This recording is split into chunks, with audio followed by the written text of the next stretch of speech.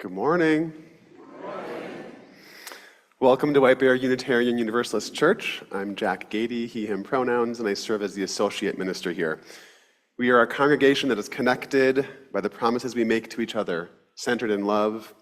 And as we gather this morning on this holiday weekend, we are so glad you are here. Our monthly theme is rest and restoration, and we recognize that that rest comes in all forms, and it is part of why we are here. If you have a joy or sorrow to share, you are invited to place it in the meditation bowl over there in the Slow Work Center or the chat box online before the opening hymn. Good morning, my name is Rack. I'm the Director of Music Ministries and I use he, they pronouns. We are a congregation that recognizes our interdependence, that we are responsible for each other. If you are visiting this morning, welcome. This summer, we have programming for children and youth, or they are welcome to stay with you during the service. If your child would like to go to summer programming, they will be invited to exit after the story. A huge note of gratitude to the men's group for providing delicious pancakes last Sunday for our pancake breakfast. Exactly. We appreciate you. After today's service, please feel invited to join the Earth Ministry team for a Notice, Cherish, Protect walk on our property. There's a special call out to look for the milkweed. If you're interested in that walk, please meet in the Emerson alcove. We still need cake makers for next Sunday's all-church birthday party. If baking a cake interests you, please contact Reverend Jessica. And if you are 60 plus, please feel invited to join the third Thursday group this month on July 16th, where you can learn about how art happens in our WBUUC gallery. Lunch will follow. I also want to extend the gratitude that Jack was mentioning to all who participated in the Music on Maple coffee house concert we had this past Sunday. It was a huge success. Over 15 people performed, 70 people in attendance, and just overpouring with love and beautiful music. So thank you to all who attended and helped make that concert happen. Thank you. We also want to take a moment to recognize that we are being joined online by members of the UU Church in Eau Claire this morning. So good morning and hello. Welcome to all of you. We are so glad you're here with us. Our guest musicians today are the folk duo Two Old Cat. So glad they're here today. We deeply appreciate you coming here to share your music with us. And we're asking everybody in attendance here to hold your applause until the end. So thanks again, Mikey and Helen. So glad you're here. Welcome to this church. We are so glad you are here.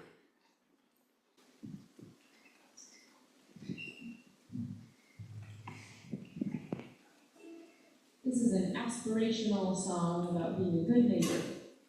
Some days it's easier than others, but we're all aiming for that.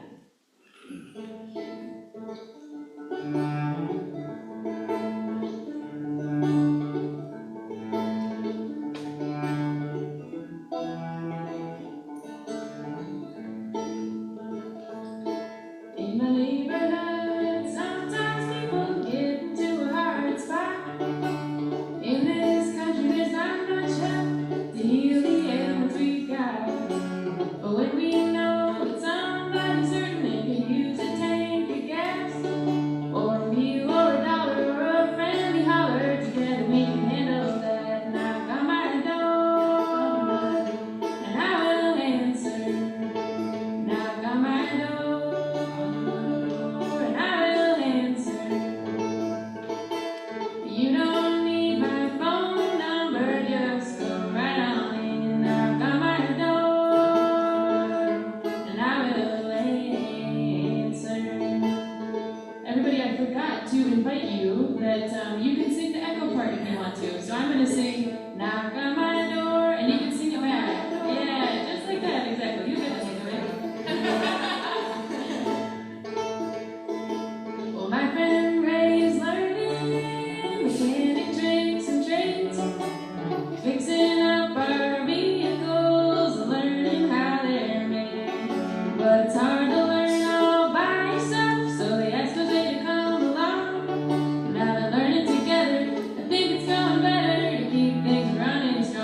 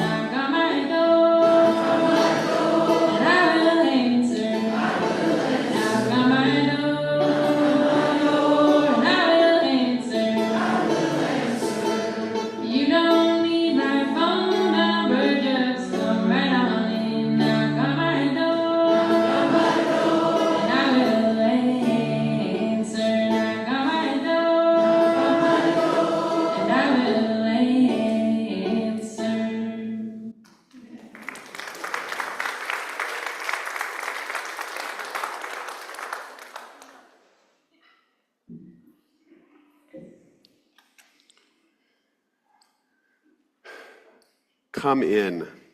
Come into this place which we make holy by our presence. Come in with all your vulnerabilities and strengths, fears and anxieties, loves and hopes. For here you need not hide, nor pretend, nor be anything other than who you are and who you are called to be. Come into this place where we can touch and be touched, heal and be healed, forgive and be forgiven. Come into this place where the ordinary is sanctified, the human is celebrated, the compassionate is expected. Come into this place. Together we make it a holy place.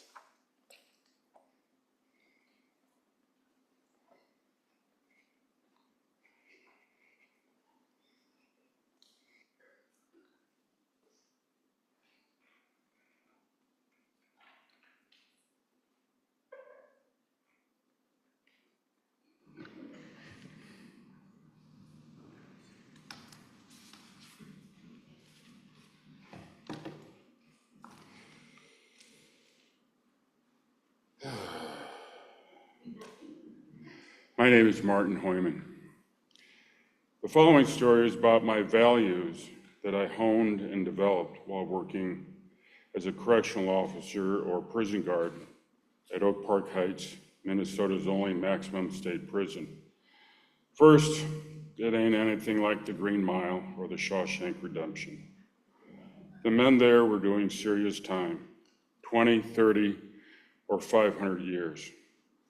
My job was to not let them escape and to make sure everything ran routinely and smoothly. Oh yeah, and to count them 3 to 4 times a day. I remember one senior guard told me my first month that I was not going to change them. They were doing hard time and they deserved what they had coming to them. As I got to know them and their crimes, most of them disgusted me and what they'd done to other human beings.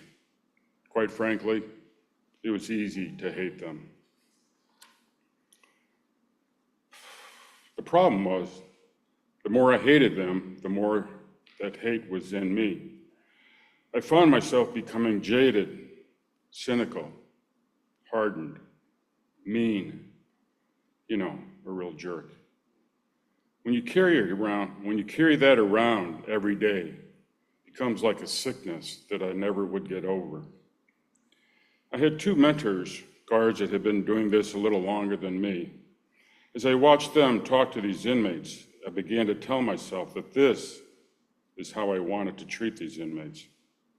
They treated them as human beings, no better or worse than anyone else. So I tried it with every inmate, no matter how vile their crime was. Every human being got the same treatment, the same respect.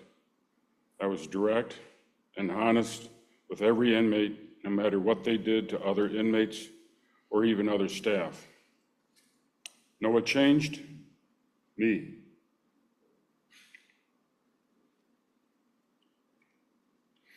I changed. I felt better. I felt more like a grown-up, like an adult, like a human being. Know who changed as well? The inmates changed. I knew because I was around them every day for 8 hours. They started to listen to what I told them to do without question or without giving me an attitude. Direct, honest, and respect. It worked flawlessly nearly 100% of the time, even when inmates were threatening to assault me or other staff. Let me tell you another story. We had a corridor crew of 2 inmates who would take care of the corridor floor. Sweeping it, mopping it, and even waxing it a couple times a year. They would wax, using liquid wax, half the floor one day and the other half the next day. They were usually men that had life sentences. One day, while working security squad, which meant that I responded to fights within the prison as fast as I could, the alarm went off that there was a fight in a different complex than the one I was in. I came running down the stairs at full speed, out the corridor, only to be met by 2 inmates with their hands held high, telling me to stop and go around the freshly waxed part of the corridor.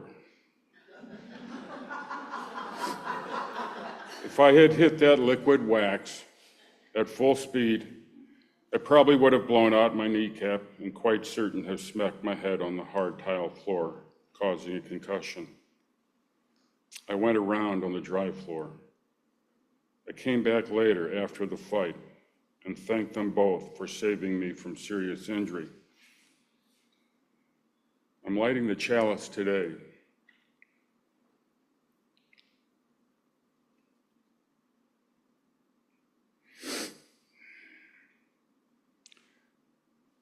I'm lighting the chalice today because being direct, honest, and respectful changes people. It changed me.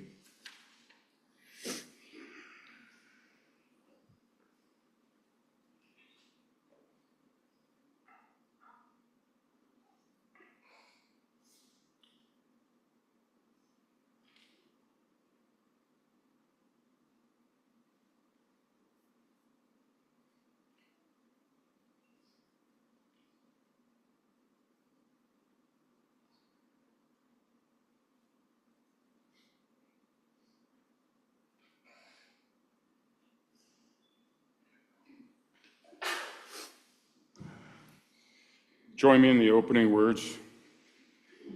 Love is the spirit of this church, and service is its law.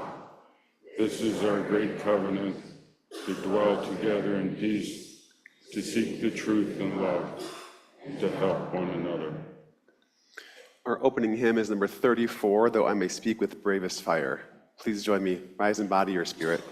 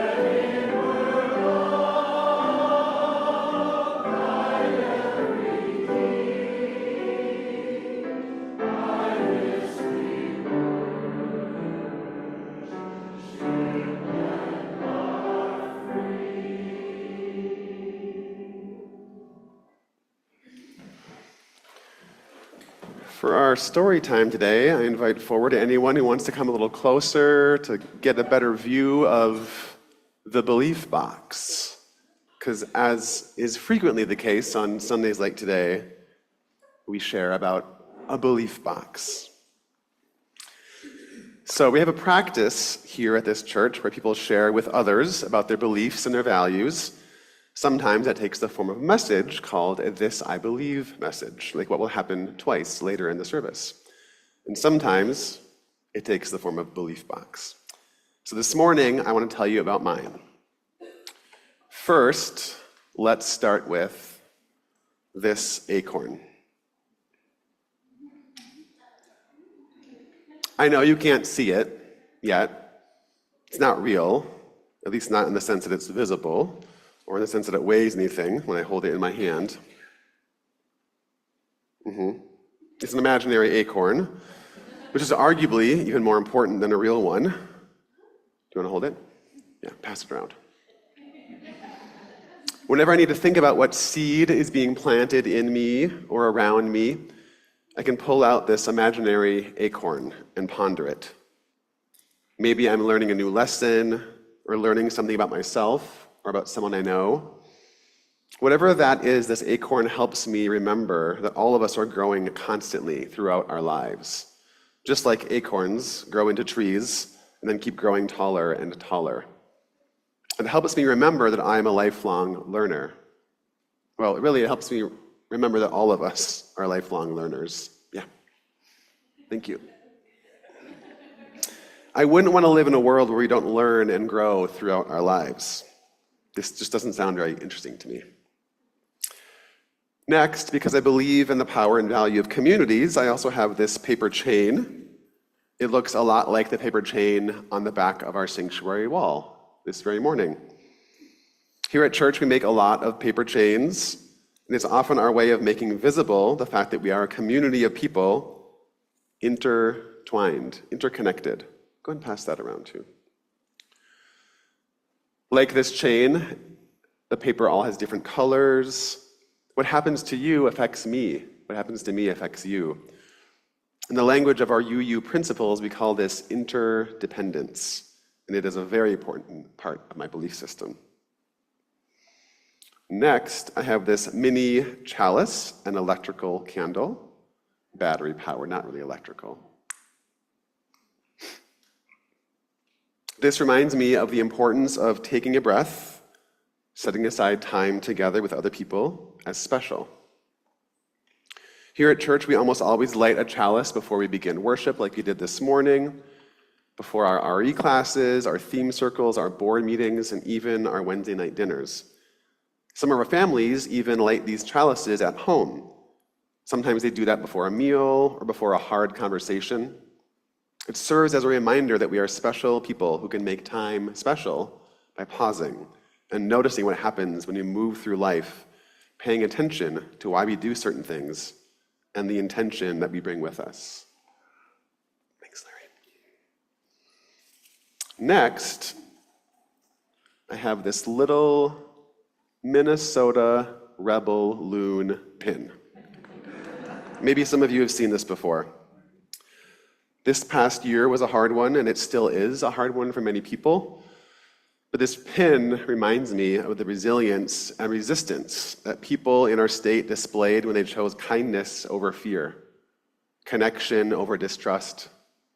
Our neighbors, many of whom are in this room right now, chose to care for their neighbors instead of supporting a regime of cruelty.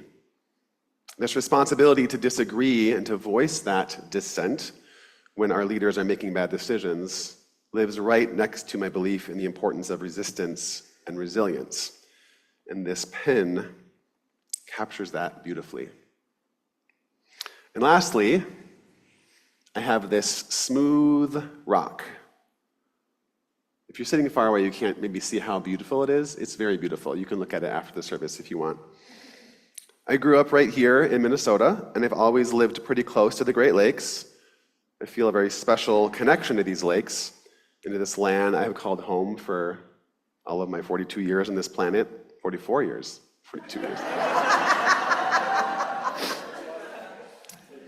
And then whenever I'm there at one of the Great Lakes, I always admire the rocks and the stones on the shores of these lakes. These rocks have been turned about in the water so much and for so many years, their jagged edges have been made smooth. Sometimes people use certain machines to make them even smoother, like this one. But many rocks become this smooth on their own, just through time and the erosion of water. This feels like the perfect metaphor for the way that jagged edges can be made smooth through time and patience. Hard things are still hard, but people learn how to adapt to them and integrate these hard life lessons into who they are. And the pain caused by the jagged edges hurt less and less over time. None of us are perfectly smooth like this rock here, but we are all learning lessons as we go through life, and that is so important. Thank you for listening to me share about the contents of my belief box. If you leave today thinking about one thing, I hope it is a sense of wonder about what is in your own belief box, or what you might share in a future "This I Believe" message. Will you join me in singing the children and youth to their classes? Go lift it up in the teal hymnal.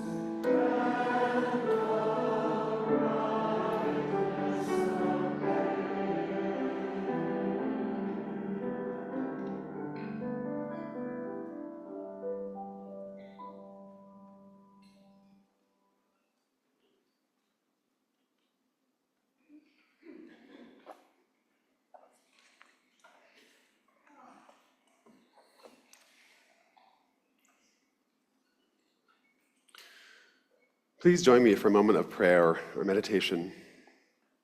Taking time to find a comfortable seat, finding your own grounding and centering breath. Let's take a few deep breaths together.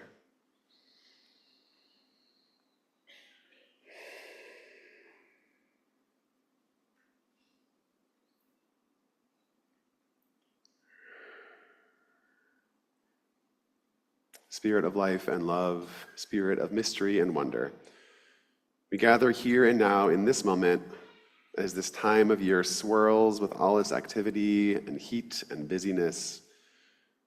We remind ourselves about some of the things that keep us grounded and centered to this earth and to each other.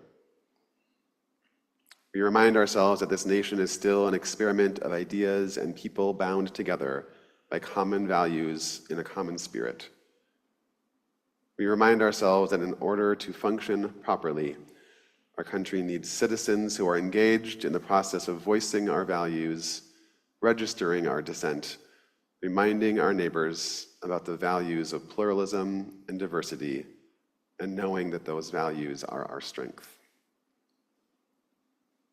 On this holiday weekend, we celebrate the highs that we have achieved together, and we mourn the lows we've experienced together. We recommit ourselves to a healthy citizenry, and we name out loud our aspirational values of decency, of welcoming the stranger, of treating all people equally, fairly, and compassionately, regardless of statuses and identities. We long to be a more perfect union, and this morning we commit ourselves again to the work involved in making that happen. Each of us also holds our own individual mixture of joys and sorrows, hopes and fears. We take a moment right now to feel the weight of those swirling emotions and tender realities. Right here and right now, in this moment, we feel the weight of that quilt, made up of our individual threads and patches and stitch work. We settle into this interconnectedness here, in this time of expressing our needs and holding the needs of others. And we breathe into ourselves a collective spirit of peace and resilience, strength and hope. This morning we have a few requests, healing prayers for someone's brother-in-law, Rick, who was badly injured when a car crashed into his stopped motorcycle. Thinking of everyone who can't celebrate this country as it is currently constituted. And someone is overjoyed to celebrate the marriage of our son, Skylar, to his wonderful partner, Audrey. What an amazing gift, and so happy. That's Jill Schwendeman and Tiger Heiss. And now, out of this stillness and into it, we name out loud the names of those people we have on our hearts and our minds this morning.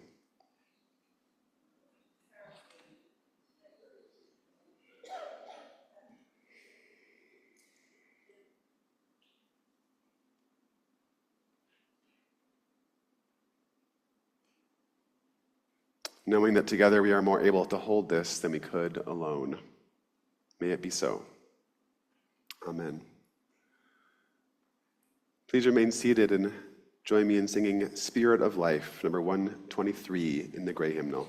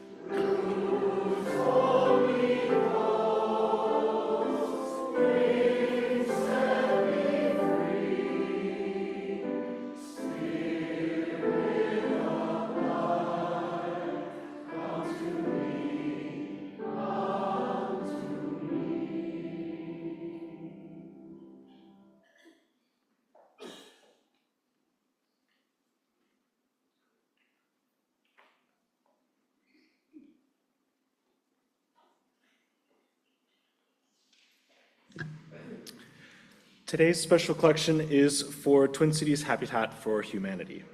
Habitat is a national organization that believes everyone deserves a safe and affordable home. Each year, your contributions through WBUUC provide about $4,000 to support the work of Habitat. WBUUC partners with Habitat by sending volunteers to a local home building project every summer. The building project this year is happening on September 21st through the 25th in Maplewood. As part of the St. Croix Coalition, we will be working alongside 2 other White Bear Lake churches. This year, the coalition is looking for 15 volunteers each day. To volunteer, contact Jeff Ranta, see Breeze for his contact information, and a Habitat volunteer is at the table in the atrium after the service with all the information. Thanks, Larry. Please consider donating to support Habitat's life-changing work. You can donate in 4 ways, indicating Habitat on the checks or online or texts. Sorry, that was confusing. You can contribute 4 ways, including Habitat on checks, online, or texts. Contribute to the collection basket today on the WBUC website. Send a check or leave a check in the locked box outside the office with Habitat on the memo line. Text to give by following the directions, which will be on the screens momentarily. Thank you for your generosity and your faith in this life we live together.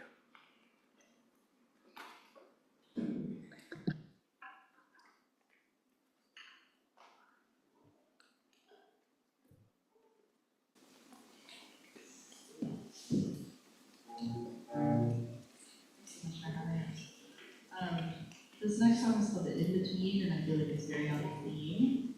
And it comes out of my spiritual practice, which I don't usually share, but I'm gonna tell you guys. I'm a Buddhist, so this is all about sitting in the exactly where you are and trying not to think about where you're going or you think too much and just being exactly where you are.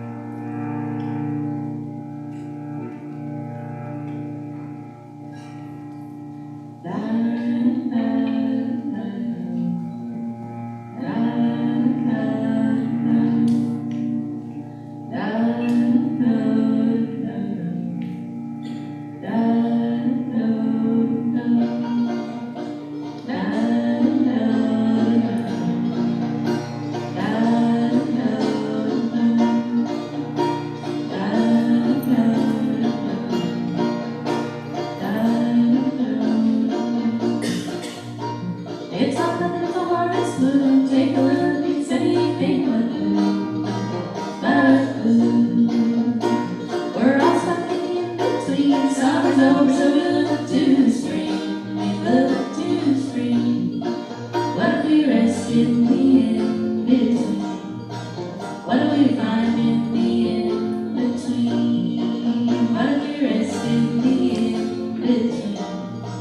What do we find in the in-between? We're all rushing, we don't know where, around and back from here to there, here to there. If we keep rushing, we'll miss the fall colors. Everything life is good is undercover, undercover. What if we rest in the in-between? What do we find in the in-between? What if we rest in the in-between? What do we find in the in-between?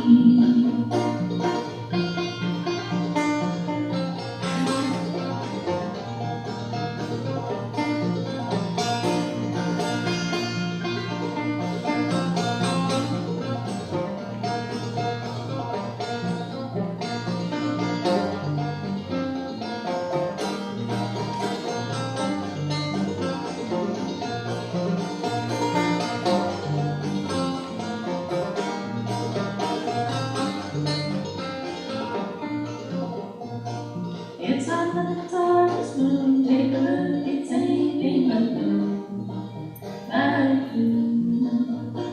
We're all stuck in the in-between. Summer's over, so we look to spring.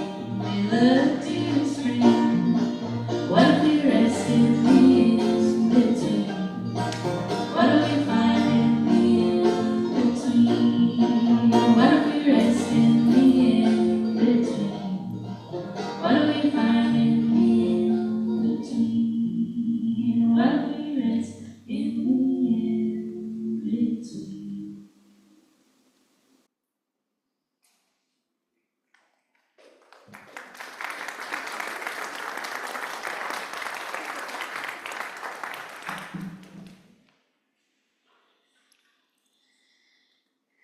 Our first speaker this morning is Diane Markel.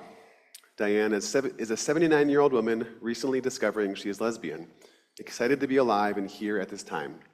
She loves her daughter and grandson and all her many friends in this congregation. She enjoys opera, concerts, plays, walks in the woods, meditating, eating out and in, laughing, and any event where she can be welcoming as she has been welcomed here. Please welcome Diane.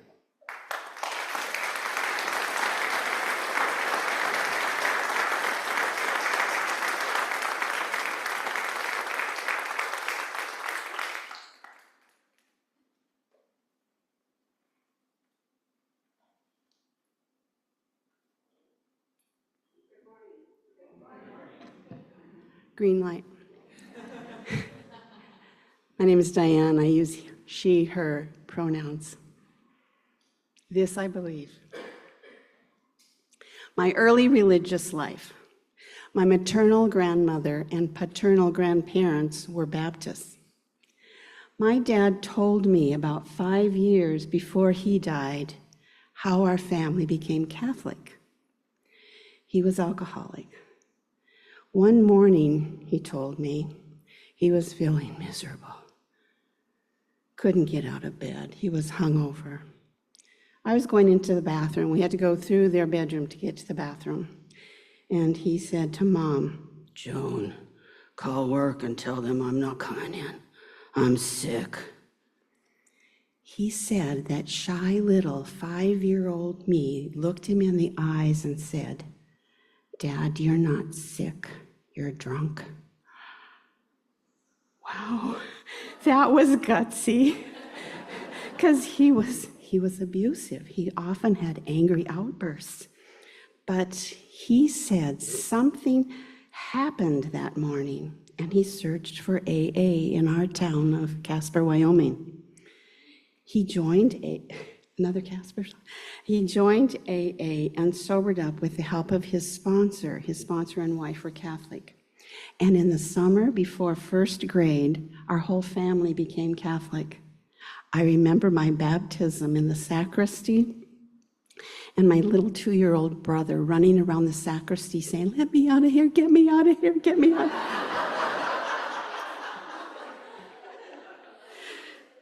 He had a premonition. We started, that's not in here. We started Catholic school then. I had 8 grades in Catholic schools, 3 years public high school, and my senior year was a Catholic school. I listened and learned. I was a shy, blonde, blue-eyed girl with 4 brothers. I believed all that I was taught about how to be a good person, what sin was, the sacraments, Jesus' life and death. I believed it all, no questions asked. I soaked it all in, to the point I decided at age 10 to become a nun. So I did. I entered the convent on my 18th birthday. It was the Mother House, the Benedictine Mother House in Bismarck, North Dakota. I loved it there. I attended college there. I got my BA in social work. But I became quite depressed. For over a year, I struggled until I asked to leave the convent. I haven't heard a cricket in a long time. I asked to leave the convent, believing it wasn't for me. So from age 10 to 24, I believed I truly had a vocation, a calling to be a sister. I did believe until I didn't. I realized beliefs can and do change in humans. One fact, not a belief, was I started my drinking career in the convent. No, not the communion wine. I didn't care for that. It was the fine wine served on feast days and holy days, of which there are many in the convent. And I made sure I waited on tables at those meals so I could join in with the other few sisters, imbibing the leftover glasses of wine, untouched by quite a few sisters who eschewed the bubbly. I got high each time. I drank more than the others, and my personality changed. I became lighthearted and funny each time. This was different from the very quiet, mild-mannered, even depressed way I usually was. Was my drinking the cause of the depression that led me out of that way of life? I do not know. I left the convent and drank for 3 more years when I almost died of a drunken overdose on March 4th, 1973, my last drink. I had been going to a 12-step group at that time for about 6 months. I developed a belief, because of my survival, that I am meant to be here on earth for a purpose. I took the 12-step program seriously then and started looking for a power greater than myself to help me sober up. What started to speak to me was the Native American belief in Great Spirit, who's present everywhere, especially in nature. I truly believed in this concept and commenced on my road to recovery and sobriety. One definition of belief is a mental agreement. And faith, the dictionary says, is a wholehearted commitment. I had a mental agreement that the 12-step program, a belief, was truly the way of life for me to recover from alcohol addiction. And my faith put in the program happened as I acted on that conviction with trust and came to live the 12-step program. Fast forward to 2008, my foray into Unitarian Universalism. I was unchurched for many years, and yet I was still living a spirituality connected to Great Spirit. I had become an alcohol and drug counselor and was working at Hazelton up the road a bit. My supervisor there, Don Moyer, kept telling me about his wonderful church, WBUUC. I listened, I was intrigued, but I couldn't attend because I worked Sunday through Thursdays. I kept listening to Don describe the beliefs, the services, the choir, all that. Then the crash of '08 happened and affected Hazelton. 10 of us addiction counselors were let go. Hey, now I could go to that church. I decided to do so in January of '09. When I walked through the front doors into the welcoming space, I was met by friendly people saying, "Hi, welcome." That was a new experience for me. I had tried several churches along the way to WBUUC, but never had that kind of greeting. Then the service started. Come into this place which we make holy by our presence. You know the rest. I was amazed. I was overwhelmed with emotion by these words said so sincerely. And every time I hear them still, I feel something in the depth of my soul. Still even gets tearful at times. My UU journey has been deeply moving, joy-filled, connected, centering, and beautiful. I am carving out new beliefs here, being open to possibilities, learning to pivot and change when needed. One Easter morning, the minister said, "No one rises from the dead." She said that 3 times. I agreed. I started believing this. It was a decision I made, a mental agreement. Another time, the minister said, "God is love. There is no hell." That resonated with me also. I agreed. So it is in listening to sermons that I'm learning about beliefs in the UU church and taking them into myself, thinking about the ideas and accepting ones that seem to fit my mind and soul. I also participated in covenant circles, Wellspring 1 and 2, theme circles, special services such as solstice, book studies, writing circles, labyrinth, meditation groups, day-long retreats. These opportunities enlarged my thought and belief these 17 years. Now today, what I believe. I believe in Source. I used to call it God. Now I find Source is more all-encompassing. Source is everywhere, the energy of life, unconditional love and healing beauty. And Source is not just out there up in the sky. It is also the spark of life in every living being and thing. Is present in rocks and soil and trees and all plant life, in animals and bugs and in humans. I believe the tenets of Unitarian, that there is one source who is pure, golden, unconditional love, loving each one of us and holding us in deep care, listening to our suffering, our joys, our compassion, our fears, and supporting us through it all. I have a knowing about my connection with Source. I see the color purple when I am communicating, bonding, and relating to Source. And Universalist tenets, that there is no hell, we all go to heaven. I happen to believe that we have the choice to return here to this planet or go to another planet if you want. I believe we have a purpose here, and we have lessons to learn each time.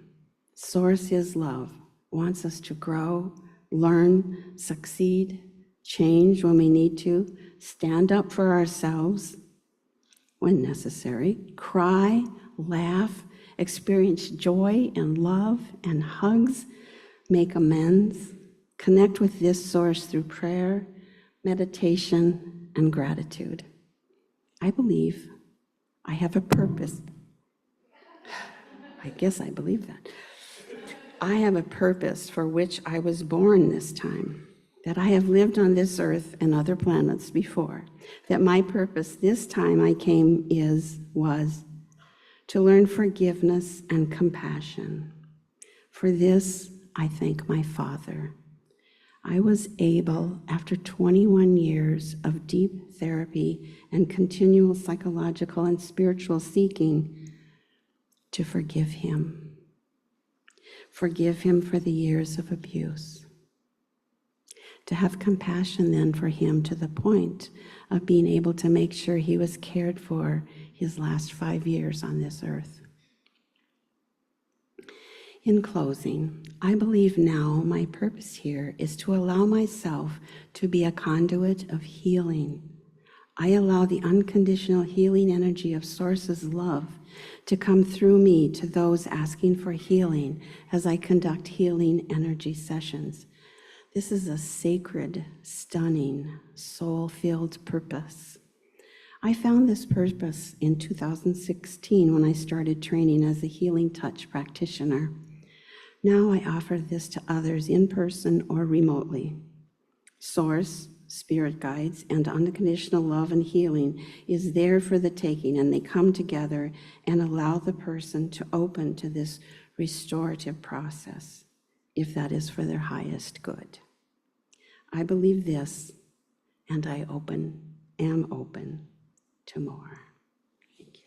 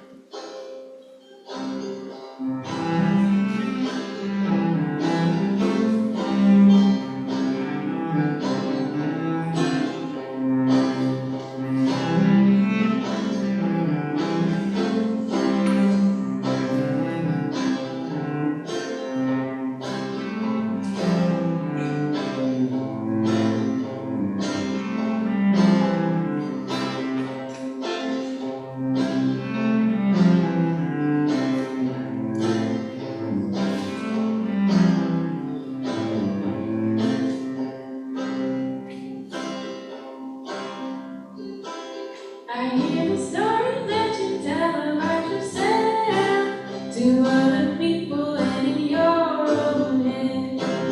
I've got a couple things I wanna say about you because I've known you for a while.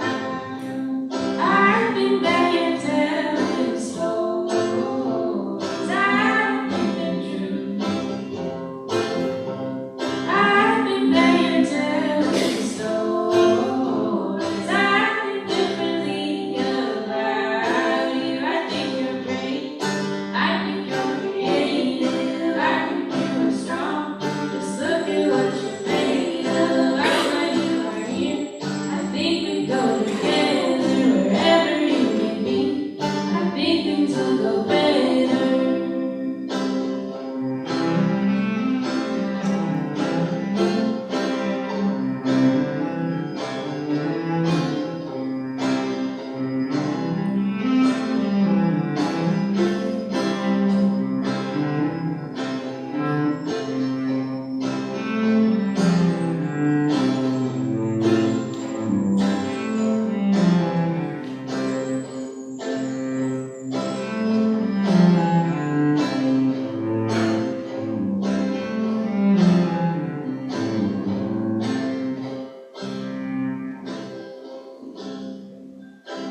I hear the stories that you tell about yourself to other people and in your own head. I've got a couple things I wanna say about you because I've known you for a while. I think that you're telling stories. I don't think they're true. I think that you're telling stories. I think differently about you. I think you're great. I think you're creative. I think you are strong. Just look at what you're made of. I'm glad you are here. I think we go together wherever you may be. I think things will go better.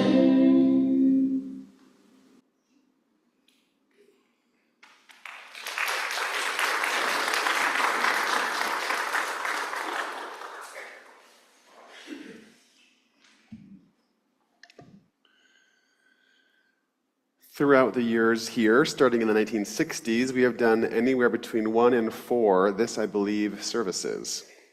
Some of the messages shared deserve a repeat sharing, and that is the case today.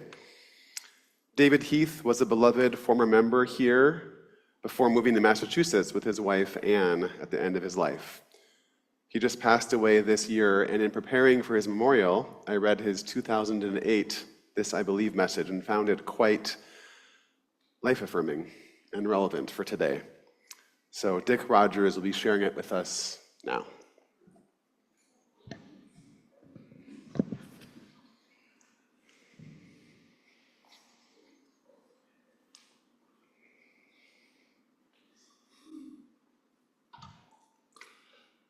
Before I step into character, I just want to say I sang in the church choir under Thaxter Cuneo with David Heath for over 20 years. And the whole time I admired his musical talent for sure, his intelligence, his kindness, enjoyed his wit and his friendship. Sitting in the very back row with the basses where I sang and behind the tenors, I think I can honestly say I knew the back of David's head better than his closest relatives. So I have to step right into character. My name is David, and I'm a Godaholic. Hi, David. I've tried really hard not to be a theist, but I always come back to a basic belief in some power or some energy or some force or some something that is what people call God. Over the last decade or so, I've sat with this congregation and heard others give their This I Believe talks. Each time I've been humbled by the depth of their messages. Each time I've been inspired by their words and experiences. Each time I've started composing my own This I Believe talk in my head. I even made some notes. Of course, when I was actually invited to do this, all those notes and scribbles of my little mental epiphanies were nowhere to be found. My Faith Journey by David Heath. When I was in my 30s, my father told me, quote unquote, the greatest single disappointment in his entire life was that I did not become a Methodist minister. Yes, indeed, my therapist made hay with that one.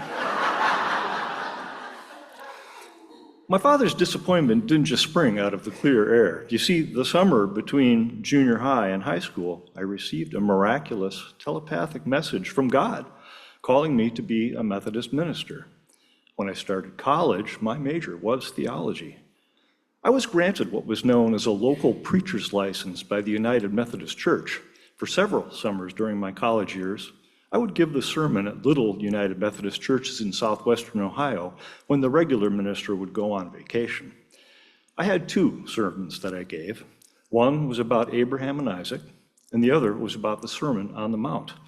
I did these 2 sermons over and over and over. One year, I was screwed because I was asked back to the same church a 3rd time.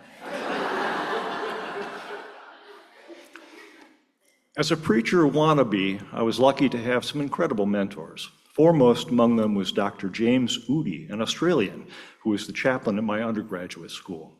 Dr. Oudie was cut from the same theological cloth as the Berrigan brothers and Martin Luther King Jr., where Christianity was practiced for the greater good.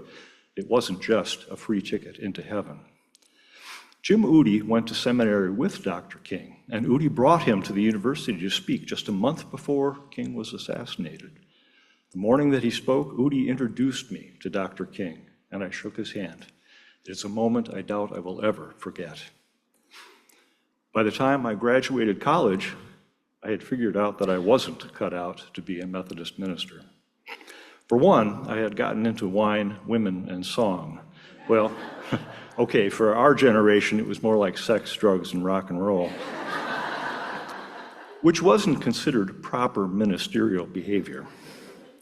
But more fundamentally, I had too many doubts about the Bible, which I had read cover to cover several times. In fact, I pretty much gave up faith in all things religious. My loss of faith, I might add, closely paralleled the rise of the born-again fundamentalist Christian right, who I believe have stolen Christianity from the Christians. But, oh, sorry, I digress. So I didn't become a minister, but I toyed around with similar things. For a decade or so, I was a professional actor in New York. Kind of the same thing. You stand up in some sort of costume in front of a bunch of people, and you say things to entertain them, or maybe make them think. Years pass. I'm married to Anne. We have a son and daughter, Greg and Maggie. We live in the borough of Brooklyn in New York City. A work friend suggests that we bring our kids and ourselves to her family's church, the First Unitarian Congregational Society of Brooklyn. We went for the first time on an Easter Sunday.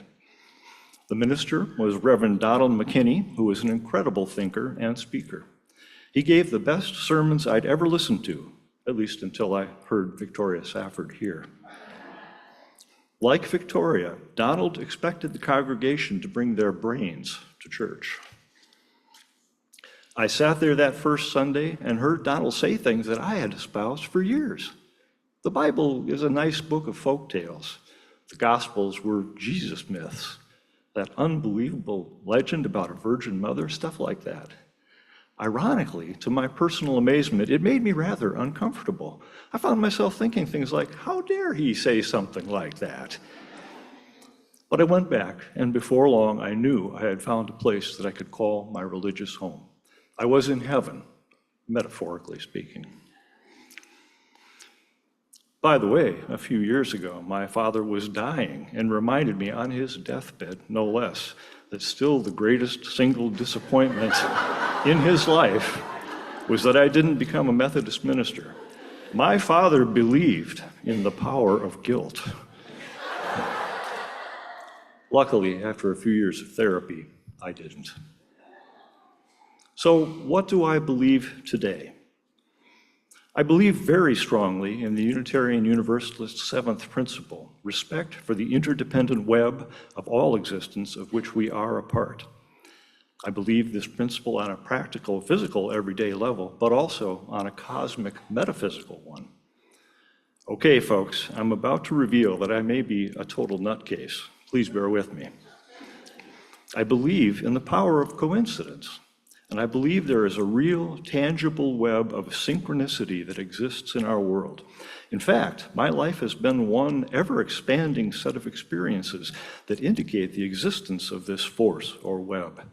My dear wife, Anne, and other people who have spent a lot of time with me will tell you that synchronic or coincidental stuff happens to me all the time. I'm talking about little everyday coincidences and huge, absolutely amazing coincidences. As I'm writing this talk, I spent a lot of time trying to come up with just the right examples that would communicate to you how deeply and how often I'm connected with this synchronicity thing. But the individual telling of events, even some that are kind of mind-blowing, cannot begin to communicate the gestalt of the pattern of coincidences and synchronicity that I have experienced. I've had literally hundreds and hundreds of episodes or events that make me believe I'm somehow in tune with the synchronicity vibe.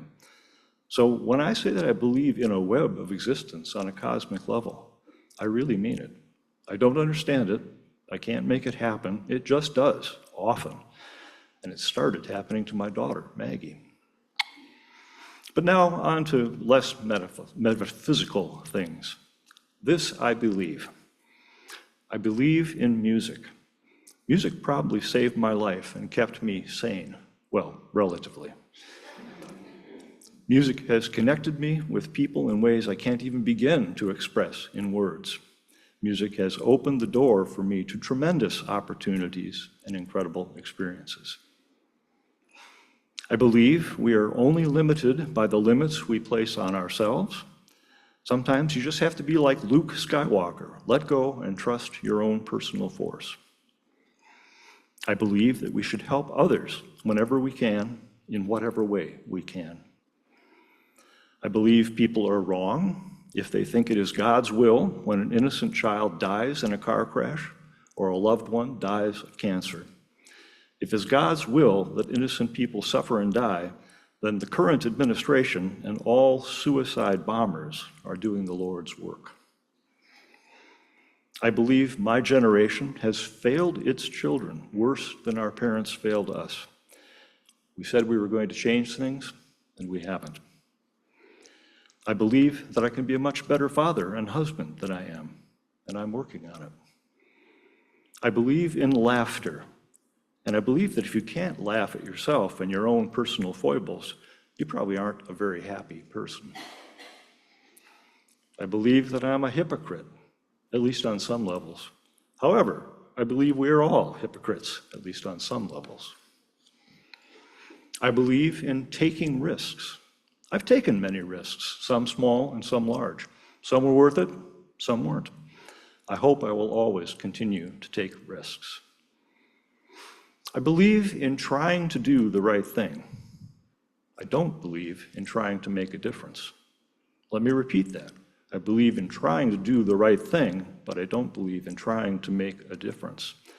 Nevertheless, I believe that if everyone tried to do the right thing, it would make a difference. Late in the summer of 1966, I was 18.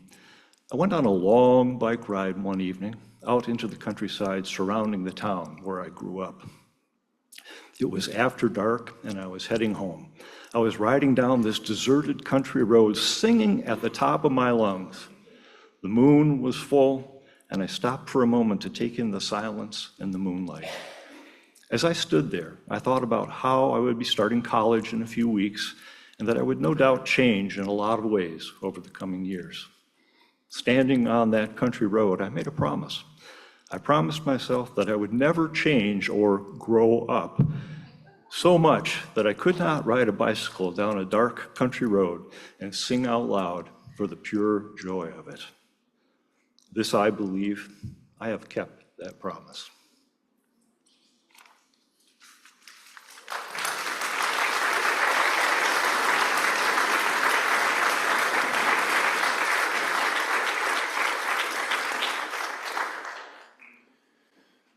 Please join me for the closing hymn. Please rise and body your spirit. Number 1028, The Fire of Commitment in our teal hymnal.